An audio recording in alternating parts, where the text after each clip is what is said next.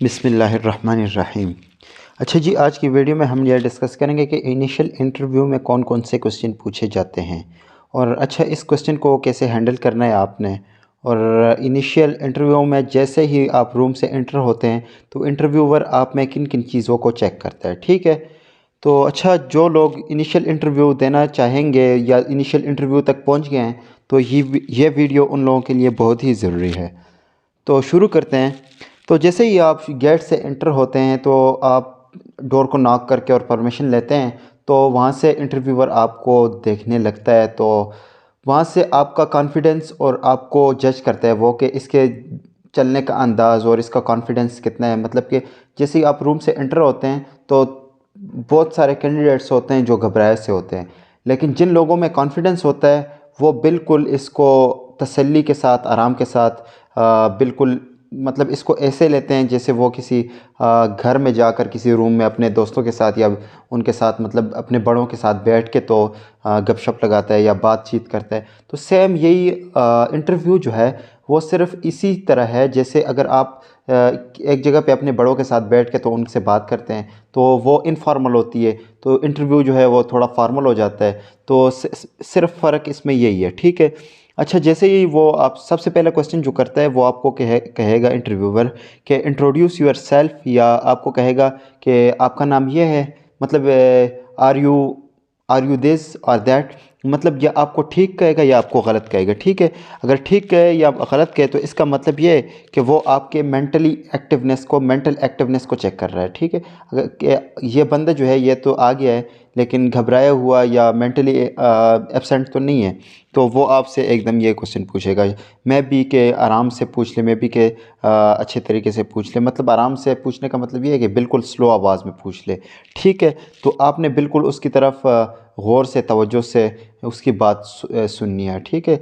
तो फिर उसके बाद ये होता है कि इसमें जनरल नॉलेज के कुछ क्वेश्चन होते हैं। सबसे पहला क्वेश्चन तो मोस्टली जो पूछते हैं वो पैसिफिक ओशन कहाँ है या इस तरह का होता है। रेड सी के बारे में पूछते हैं, डेड सी के बारे में पूछते हैं। और सबसे इम्पोर्टेंट क्वेश्चन जो जनरल नॉलेज से रिलेटेड होता है वो पाकिस्तान की ज्योग्राफी से रिलेटेड होता है और पाकिस्तान के कैपिटल या मतलब सिटीज़ से रिलेटेड होता है। पाकिस्तान की ये सिटी जो है ये कौन से प्रोविंस में है। और इसके अलावा जो है पाकिस्तान की ज्योग्राफी का मतलब ये है कि पाकिस्तान के ईस्ट में क्या है या पाकिस्तान के वेस्ट में क्या है, या पाकिस्तान के साथ जो कास्ट लाइन है तो ये कौन सी सी पाकिस्तान के साउथ में है, इसका इसका नाम क्या है। अरेबियन सी जो है, अच्छा पाकिस्तान का अरेबियन सी के साथ कास्ट लाइन कितना है, 990 किलोमीटर है, कितना भी है। तो ये क्वेश्चन वो आपसे इंटरव्यूअर आपसे पूछेगा। तो मोस्टली यही क्वेश्चन पूछे जाते हैं। अच्छा, फिर उसमें मैथ्स के क्वेश्चन होते हैं। मैथ्स में मोस्टली क्वेश्चन या तो परसेंटेज के हवाले से पूछे जाते हैं या तो एरिया के हवाले से पूछे जाते हैं, लेकिन बहुत से लोग इसमें मिसगाइड हो जाते हैं। जो बहुत से ऐसे लोगों से उन्होंने गाइडेंस ली होती है कि उनको इस चीज़ का पता नहीं होता, ठीक है। तो मुझे एक बंदे ने कहा कि मैंने एक बंदे से गाइडेंस ली थी तो उसने मुझे कहा कि अगर आपको नहीं आता तो आपने मतलब कि आपको अगर मैथ का क्वेश्चन नहीं आता तो आपने डायरेक्ट बोल देना सॉरी सर ये। तो ऐसे आपने नहीं करना। अगर वो आपसे मैथ का कोई क्वेश्चन पूछ ले तो फिर आपने बिल्कुल तसल्ली के साथ उसे तो सबसे पहले सुन लेना है, ठीक है। फिर उसके बाद जो है वो आपको अगर कहे कि अच्छा ये बताओ 30% ऑफ 30, तो आपने बिल्कुल तसल्ली के साथ सोच लेना है, ठीक है। बिल्कुल तसल्ली, आराम तसल्ली के साथ जैसे आप घर में सोचते हैं, ठीक है।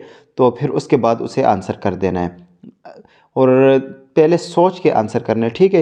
ये नहीं कि आपको मतलब आपने डायरेक्ट कह दिया कि 30% जो होता है वो 60 होता है, आपने सोचा नहीं है। लेकिन ऐसे नहीं, तो आपने कह देना 30% जो है वो 1 मिनट सोच के तो कह देना है 9, ठीक है। अगर वो आपको कहे कि अच्छा अगर आप कहें 30% जो है वो फ़र्ज़ करें लेट सपोज 6 आप कह दें, वो आपको इंसिस्ट करें नहीं 6 नहीं है, आप कहें 6 है, आप मतलब आप गलत हों और वो आपको कहे कि आप गलत हैं, लेकिन अगर वो प्रूफ दे दे उस तक आपने नहीं मानना जब तक उसने प्रूफ नहीं दिया, ठीक है। आप अगर उस पे श्योर हैं कि मैंने ठीक कहा है तो फिर आपने बता देना है कि सर आई एम करेक्ट और मैं अपनी जगह पे ठीक हूँ। तो आपने ये कह देना है, ठीक है। तो उस वक्त तक आपने नहीं बताना कि जहाँ तक आप अपने आप पे अपने आंसर पे श्योर हों, तो आपने नहीं कहना कि मैं गलत हूँ, ठीक है। ये जो है ये आपकी सेल्फ़ कॉन्फिडेंस और डिटर्मिनेशन पे आ जाता है, ठीक है। तो इसके अलावा जो है, अगर वो आपको प्रूफ के साथ बता दे 30 मल्टीप्लाई 30, ये 30 पर 30 का 30% जो होता है वो 9 होता है। तो आपने फिर जो है प्रूफ बता दिया, तो फिर आपने सॉरी कह देना है, ठीक है। अगर आप गलत हों, अगर आप श्योर हैं, मतलब दो कंडीशन है, एक में आप श्योर हैं और दूसरे में आप गलत हैं। अगर श्योर हैं तो फिर कभी सॉरी नहीं करना, और अगर आप गलत हैं तो फिर सॉरी कर देना है, ठीक है। और अगर जो क्वेश्चन आपको नहीं आता तो बस डायरेक्ट कह दें सॉरी सर, और बिल्कुल कॉन्फिडेंट अंदाज में कह दें, ठीक है। ये नहीं कि मतलब कि सॉरी, जनरल नॉलेज से वो आपको रिकमेंड या रिजेक्ट नहीं करेगा, क्योंकि आपका जनरल नॉलेज जो है वो एकेडमिक टेस्ट में चेक हो चुका है मोस्टली। अच्छा, उसके बाद जो है सबसे इम्पोर्टेंट क्वेश्चन वो ये पूछते हैं कि वाई यू ज्वाइन पाक आर्मी।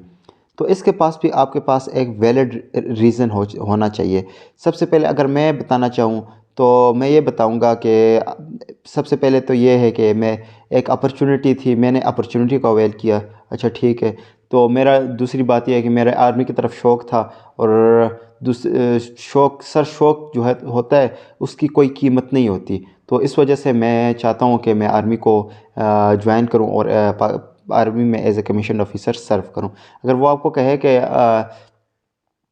आर्मी में एक एज ए सोल्जर क्यों नहीं एज ए सोल्जर क्यों नहीं ज्वाइन करना चाहते, तो आप कह दें कि मैं अपने ऊपर कॉन्फिडेंट हूँ, मुझे अपने आप पे बिलीव है कि मैं as a commission officer select हो सकता हूँ, और मुझ में ये कैपेबिलिटीज़ हैं कि मैं आर्मी को सर्व करूँ एज ए कमीशन ऑफिसर। तो जो लोग कमीशन ऑफिसर होते हैं तो वो फ्रंट में लीड करते हैं, और मतलब लीडर्स होते हैं। जो ऑफिसर्स होते हैं they are always a leader, ठीक है। तो आपने ऐसे भी आंसर कर सकते हैं। और अच्छा, तीसरी ये भी रीज़न हो सकता है कि अच्छा मेरा आर्मी लाइफ जो है एक एडवेंचरस लाइफ है, और मैं चाहता हूँ कि मेरा एडवेंचर्स की तरफ शौक़ है, तो मैं इस वजह से आर्मी को ज्वाइन करना चाहता हूँ। लेकिन अगर आप ये आंसर करेंगे तो फिर वो आपसे डायरेक्ट यही क्वेश्चन पूछेगा कि आपने कौन कौन सी इलाकों का विज़िट किया है। तो ये बात अगर आपने ज़्यादा जगहों का विज़िट किया है तो फिर आप ये आंसर कर दें, अदरवाइज़ जो है वो ये आंसर ना करें, ठीक है। बाकी भी आपके पास रीज़न हो सकते हैं, इससे अच्छे बहुत सारे रीज़न हैं। तो अभी टाइम कम है तो इस वजह से मैं वो रीज़न नहीं बता सकता, ठीक है। तो उसके बाद जो क्वेश्चन होता है वो करेज और जनरल अवेयरनेस के हवाले से होता है, फिर मोटिवेशन के हवाले से होता है। अच्छा, अगर आप नॉट रिकमेंड हो गए तो क्या करेंगे, या आपको मतलब कि आपको हम किसी और फोर्स में भेज दें, अगर आप नेवी में, तो कहते हैं हाँ सर मैं नेवी में एज ऑफिसर सर्व करूँगा। वो नेवी जो है या एयरफोर्स जो है वो भी पार्ट ऑफ जो है वो डिफेंस फोर्सेस है, तो इस वजह से I would like to be a part of that force. तो ये भी एक आंसर है। अच्छा, प्लानिंग एबिलिटी के हवाले से वो एक क्वेश्चन करता है कि अगर आप नॉट रिकमेंड हो गए तो आप क्या करेंगे, ठीक है। आपके पास इसके लिए बाकायदा आंसर होना चाहिए। ये नहीं कि नॉट रिकमेंड हो गया तो सर फिर मैं जो है दोबारा अप्लाई करूँगा या 6 मंथ का वेट करूँगा। तो इस तरह का कोशिश करें कि इससे अवॉइड करें। बहुत ज़्यादा बच्चे जो हैं वो इस तरह का आंसर करते हैं, लेकिन कोशिश करें कि इससे अवॉइड करें कि आपके पास एक स्पेसिफ़िक और लॉजिकल पॉइंट होना चाहिए कि मैं अगर नॉट रिकमेंड हो गया तो आई वुड गो फॉर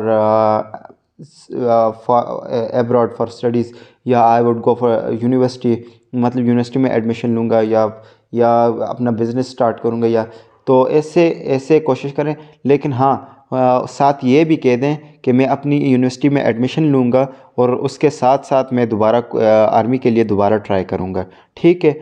मतलब आपने ये नहीं कहना कि मैं दोबारा सिर्फ अपना बिज़नेस स्टार्ट करूँगा, लेकिन अब मैं बिज़नेस के साथ साथ जो है वो आर्मी के लिए दोबारा कोशिश करूँगा और दोबारा अपीयर होऊंगा, ठीक है।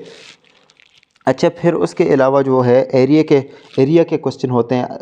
मेरे साथ एक बंदा था जिससे इंटरव्यूअर ने पूछा, अच्छा बेटा ये बताओ कि इस कमरे में टाइल्स कितने हैं। तो उसने मुझे कहा कि यार मैंने तो बिल्कुल आराम तसल्ली के साथ जो है वो टाइल्स सबसे पहले मैंने देख लिए कि एक रो में कितनी टाइल्स हैं, ठीक है।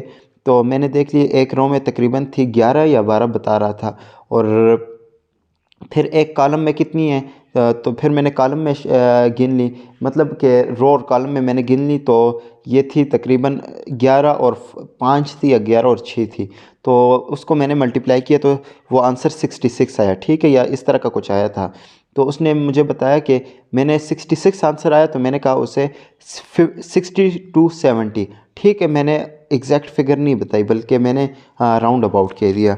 तो इस तरह, तो मुझे फिर उसने कहा कि ये कैसे कैसे 60 to 70। तो मैंने कहा सर एक रो में इतने टाइल्स हैं और एक कॉलम में इतने टाइल्स हैं, जब इन दोनों को आपस में मल्टीप्लाई करेंगे तो ये आंसर आएगा, ठीक है। तो मैंने राउंड अबाउट कह दिया, मैं भी इससे मतलब कि राउंड अबाउट मैंने कह दिया कि 60 to 70। तो वो बंदा जो था वो भी इनिशियल इंटरव्यू में रिकमेंड हुआ था। अच्छा, सबसे इम्पॉर्टेंट चीज़ जो है वो इनिशियल इंटरव्यू में आपका कॉन्फिडेंस होता है, सबसे सबसे इम्पॉर्टेंट। अच्छा, आपको आपके कॉन्फिडेंस को चेक करने के लिए अब इनिशियल इंटरव्यू में एक चीज़ और ऐड की गई है, and that is a topic which you have to speak about 2 minutes. एक टॉपिक दिया जाता है जिस पे आपको 2 मिनट बात करनी होती है। मोस्टली मैंने जो सुने हैं, ये कश्मीर इशू पे भी बताते हैं कि कश्मीर इशू पे बात करो, या ये भी बताते हैं कि a man behind the gun is more powerful than the gun, मतलब जो बंदूक के पीछे बंदा होता है वो बंदूक से ज़्यादा ताकतवर होता है। तो ये कैसे होता है? अच्छा, फिर उसके बाद empty vessel make more sound, ये भी होता है, ये भी है। अच्छा, क्लाइमेट चेंज पे बात करो। अच्छा, एक बंदा था, उसने कहा कि एक बंदे को कहा कि अच्छा आप ये बताओ कि आपकी मेरिट्स नहीं, सॉरी मेरिट्स नहीं, उसके सामने टेबल पे बॉटल पड़ा हुआ था, तो इंटरव्यूअर ने कहा इस बॉटल पे 5 जुमले बताओ लेकिन बोलने जल्दी जल्दी हैं आपने, ठीक है। तो इस तरह के भी पूछ सकता है। और इसके अलावा जो है अपनी मदर पे 5 जुमले बताओ, ये भी पूछा था। अच्छा, ये चीज़ें जो है ये लाजमी होती हैं, ठीक है। तो इस पे भी कोशिश करना है कि आपको इसके बारे में बिल्कुल इल्म हो, और कोशिश करना है कि कॉन्फिडेंस को बूस्ट करने के लिए कॉन्फिडेंस को इसी वजह से चेक किया जाता है। अच्छा, जिस बंदे की इंटरव्यू है उसको मैं एक ज़रूरी टिप्स दे देता हूँ। वो ऐसे करे कि एक अपने रूम में चला जाए और एक टॉपिक तैयार करे, ठीक है। एम्प्टी रूम हो, या ऐसे करे कि अपने सामने कैमरा लगा दे, मतलब मोबाइल रिकॉर्डिंग पे लगा दे, कैमरे पे, ठीक है, वीडियो रिकॉर्डिंग पे लगा दे और सामने खड़ा हो जाए और 1 मिनट जो है उसके सामने जो है बात कर ले, तो उसका कॉन्फिडेंस जो है वो ऑटोमेटिकली बूस्ट होगा। शुरू में उससे बात नहीं होगी, लेकिन अगर 10-15 बार इस तरह करे तो इंशाल्लाह उसका कॉन्फिडेंस जो है वो बहुत ज़्यादा हाई हो जाएगा। तो ये जो है ये एक इम्पॉर्टेंट टिप है। इसके अलावा जो है मिरर प्रैक्टिस है। मिरर प्रैक्टिस का मतलब ये है कि आप जो है शीशे के सामने खड़े होकर उस अपने मुंह की तरफ या आंखों में अपनी आंखों में आंखें डालकर तो बात करें, ठीक है। इस तरह भी आप तकरीबन 1 से 2 मिनट बात करें, तो इससे भी आपका जो कॉन्फिडेंस लेवल है वो बूस्ट होगा। इससे अलावा अगर आप एल्डर की जो महफ़िल होती है उसमें अगर, मतलब वो तो इनफॉर्मल होती है, लेकिन कोशिश करें कि बात करें, बड़ों से बात करें, ऐसे लोगों से बात करें और कम्युनिकेट करें जो आपके, मतलब आपके जानने वाले भी ना हो, मतलब अननोन पर्सन हो, और उनसे अगर आप कम्युनिकेट करेंगे तो उससे आपका कॉन्फिडेंस बूस्ट होगा, ठीक है। तो इसके अलावा भी काफ़ी सारे टिप्स एंड ट्रिक्स हैं।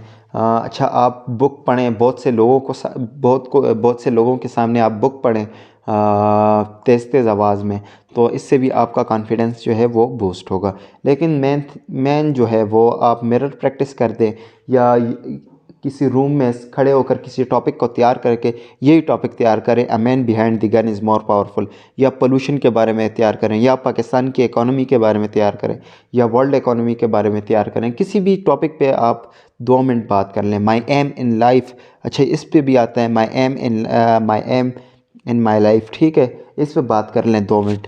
तो ये चीज़ें जो है ये ज़रूरी हैं। अच्छा, उसके बाद सबसे इम्पोर्टेंट चीज़ जो है, सबसे ज़रूरी, जो आपसे हर इंटरव्यूअर जो है वो पूछता है, वो स्पोर्ट्स के हवाले से और हॉबीज़ के हवाले से पूछता है, ठीक है।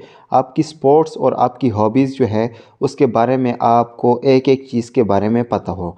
ये जो है ये आपके इंटरव्यू पे नेगेटिव इम्पैक्ट भी डाल सकता है, और हद से ज़्यादा नेगेटिव, मतलब कि आपको नॉट रिकमेंड भी कर सकता है और रिकमेंड भी कर सकता है, ठीक है। मतलब आपको जो है आपकी हॉबीज़ और स्पोर्ट्स के बारे में एक एक चीज़ का पता हो, जो हॉबीज़ आपने लिखी हुई हैं, ठीक है। उसके अलावा इंटरव्यूअर ये क्वेश्चन भी करता है कि अच्छा आपने ड्रेस कहाँ से लिया, आपका ड्रेस बड़ा मज़ेदार है तो कहाँ से लिया, कितने पैसों का लिया, अच्छा ख़ुद लिया या भाई ने लिया, वालिद साहब ने लिया या घर वालों ने लिया। तो बताना है कि ख़ुद लिया, इतने पैसों का लिया, ठीक है। तो ये जो है ये भी आपके इंटरव्यू में पॉजिटिव इम्पैक्ट डालेगा। इसके अलावा जो है वो आपसे ये भी पूछेगा कि रास्ता कैसा था, तो आपने ये नहीं कहना कि रास्ता बहुत लंबा था, ये था, बल्कि shortly it was too much adventurous, मतलब कि बहुत एडवेंचरस था, बहुत मज़ा आया मुझे ट्रैवल करते हुए, तो बड़ा ज़बरदस्त था। तो इस किस्म का जवाब देना है, तो मुझे यकीन है कि इंटरव्यूअर आपसे बड़ा इम्प्रेस होगा। अच्छा, एक बंदे से पूछा कि ये क्वेश्चन किया एक बंदे से कि अच्छा आप फ़िट नहीं लग रहे, आप स्पोर्ट्स तो करते हो, मतलब क्रिकेट खेलते हो, लेकिन आप फ़िट नहीं लग रहे, ये क्यों? तो उसने कहा सर मैं तो बहुत फ़िट हूँ, और अच्छा बहुत बहुत फ़िट हूँ। तो उसने कहा नहीं यार नहीं लग रहे आप। तो उसने कहा कि मैं फ़िट हूँ सर, मैं खेलता हूँ, अगर तो मैं अच्छा बैट्समैन हूँ, अच्छा बॉलर हूँ, अगर मैं फ़िट ना होता तो मैं खेलता कैसे? फ़िटनेस के अलावा एक बंदा खेल कैसे सकता है? तो इस तरह जो है वो उसने हैंडल किया इस क्वेश्चन को। तो इस तरह के बहुत सारे क्वेश्चन होते हैं जो आपकी पर्सनैलिटी से रिलेटेड भी होते हैं। अच्छा, एक बंदे से ये क्वेश्चन भी पूछा था कि आपकी पर्सनैलिटी पे आपका ड्रेस इम्पैक्ट करता है या नहीं? उसने कहा सर मेरे ख़्याल से नहीं करता। तो मेरे ख़्याल से ये तो नेगेटिव आंसर था। पर्सनैलिटी जो है, पर्सनैलिटी पे तकरीबन जो ड्रेस है वो बहुत ज़्यादा इन्फ्लुएंस और इम्पैक्ट डालता है इंसान की पर्सनैलिटी पे, ठीक है। अगर अच्छा ड्रेस हो तो अच्छा इम्पैक्ट पड़ता है अगले बंदे पे। तो इस वजह से आप कोशिश करें कि यही आंसर करें कि सर इम्पैक्ट जो मेरा जो ड्रेस है वो मेरी पर्सनैलिटी पे ज़रूर असर करेगा, करता है, और हर एक बंदे की पर्सनैलिटी पे उसका ड्रेस जो है, अच्छा ड्रेस जो है वो असर करता है, ठीक है। तो इसके अलावा आपको अपने मार्क्स के बारे में जानना ज़रूरी है, ठीक है, कि आपके मार्क्स कितने, परसेंटेज कितना है, मैट्रिक में कितना है, एफएससी में कितना है, रोल नंबर क्या था। अच्छा, इसके अलावा जो है आपको अपने वालिद साहब के बारे में इल्म होना ज़रूरी है, मतलब कि आपके वालिद साहब की एज के बारे में, वालिदा की एज के बारे में। अच्छा, उसके अलावा जो है वालिद साहब का इनकम क्या है, किस तरह है, घर का इनकम क्या है, कहाँ से आता है। तो ये चीज़ें आपको, सारी चीज़ें जो है ये डिटेल में या मतलब बिल्कुल 100% इसके बारे में आपको मतलब पता हो, ठीक है। तो ये चीज़ें भी बहुत ज़रूरी हैं। इसके अलावा बहुत सारे क्वेश्चन, मतलब बहुत सारे क्वेश्चन जो इसी से ही रिलेटेड पूछे जाते हैं, या तो क्वेश्चन यही होता है, लेकिन जो है वो बात जो है वो कॉन्टेक्स्ट जो है वो थोड़ा सा डिफरेंट होता है। तो मुझे उम्मीद है कि आपको वीडियो पसंद आई होगी, और जिस किस्म का भी आपको कोई डाउट हो तो आप मुझसे पूछ सकते हैं। और इसके अलावा जो है मैं आपको कोशिश करूँगा कि जो जो क्वेश्चन अभी मुझसे रह गए और जो इनिशियल इंटरव्यू का एक्सपीरियंस है वो भी मैं आपके साथ शेयर करता रहूँगा। अभी 24 को मेरे 2-3 बंदे जा रहे हैं इंटरव्यू के लिए, एक रावलपिंडी का है और पेशावर सेंटर के हैं, तो फिर उसके भी कोशिश करूँगा कि एक्सपीरियंस आपके साथ शेयर करूँ, ठीक है। तो जो जो क्वेश्चन भी हो तो मुझसे पूछ लें, मैं कोशिश करूँगा कि वो आपको मैं रिप्लाई कर दूँ। थैंक यू, खुदा हाफिज़।